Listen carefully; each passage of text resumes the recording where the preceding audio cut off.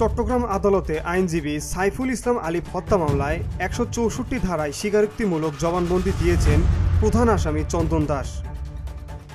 আজ সোমবার ৯ ডিসেম্বর দুপুর ৩টার দিকে আসামি চন্দনকে চট্টগ্রাম কেন্দ্রীয় কারাগার থেকে চট্টগ্রাম মেট্রোপলিটন ম্যাজিস্ট্রেট কাজী শরীফুল ইসলামের আদালতে হাজির করা হয়।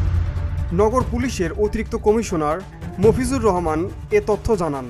আদালতের বেঞ্চ সহকারী ওসমান গনি বলেন, অ্যাডভোকেট সাইফুল ইসলাম আলিফকে হত্যা মামলার প্রধান আসামি চন্দন দাসকে আদালতে হাজির করে ১৬৪ ধারায় স্বীকারোক্তিমূলক জবানবন্দি রেকর্ডের জন্য আবেদন করেন মামলার তদন্তকারী কর্মকর্তা।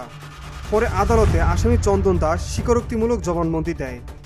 আসামি চন্দন দাস আলিফ হত্যা মামলায় জড়িত থাকার কথা স্বীকার করেছে। নগর পুলিশের অতিরিক্ত উপকমিশনার মফিজুর রহমান বলেন, ব্যাপক নিরাপত্তার মধ্য দিয়ে চন্দন দাসকে স্বীকারোক্তিমূলক জবানবন্দির জন্য আদালতে হাজির করা হয়। জবানবন্দি শেষে তাকে আবার কারাগারে পাঠানো হয়েছে।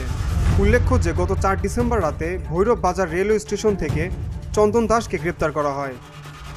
গ্রেপ্তার চন্দন দাস ব্যান্ডেল রোডের সেবক কলোনির মেথরপট্টি এলাকার মৃত ধারীর ছেলে।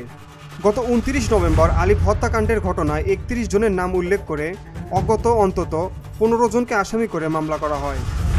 মামলা করেন আলিফের বাবা জামাল উদ্দিন। গত ২ ডিসেম্বর চট্টগ্রাম মেট্রোপলিটন ম্যাজিস্ট্রেট কাজী শরীফুল ইসলামের আদালত ৯ আসামিকে শোন অ্যারেস্ট দেখিয়েছিল। VOD Bangla news desk.